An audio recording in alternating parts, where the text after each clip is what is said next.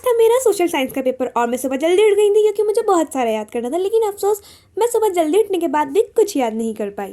और ये है मेरी वो दोस्त जो मेरी तरह हमेशा क्वेश्चन पेपर खाली छोड़ के आती है। मैं तो फिर भी कुछ लिख के आती, लेकिन ये तो वो भी नहीं लिख के आती। इस वजह से इसको देख के मैं मोटिवेट होती हूँ कि हाँ भाई ठीक है, कम से कम इसकी तरह मैं खाली क्वेश्चन पेपर तो नहीं छोड़ के आती। इस बार हमारी गलती नहीं थी गाइस, मैं तो पढ़ के बहुत सारा गई थी, लेकिन सर ने वो दिया ही नहीं जो मैं पढ़ के गई थी। तो गलती किसकी हुई? सर की।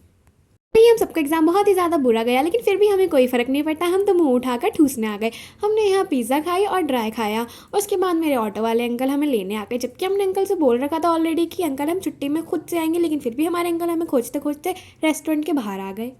परेशानी की बात यह है कि हमने अंकल से बोला था अंकल हम छुट्टी में गाइड लेने जाएंगे, इसलिए हम घर खुद से जाएंगे, लेकिन अंकल ने हमें रेस्टोरेंट में देख लिया। मसला ये था कि मैंने और मेरी दोस्त ने घर पे नहीं बताया था कि हम एग्ज़ाम के बाद रेस्टोरेंट जाएंगे, और हम ऑलरेडी 1 घंटा लेट हो चुके थे और हम अंकल को रेस्टोरेंट में दिख गए। हमें डर लग रहा था कि अंकल घर पे कॉल करके ना बता दें, इसलिए मैं और मेरी दोस्त फटाफट से गाइड लेने गए। उसके बाद हम लोग ऑटो में बैठ के खुद से ही घर गए। घर जाने के बाद मैंने देखा तो मेरी अम्मी का तो मोबाइल ही स्विच ऑफ था, जिस वजह से मैं बार बार बच गई। और उसके बाद मैंने खुशी खुशी चाय बना के अम्मी को पिलाई। हर ब्लॉग की एंडिंग मेरी चाय के साथ होती है, तो इसकी भी चाय के साथ हो रही है। आज के लिए इतना ही। अल्लाह हाफिज़।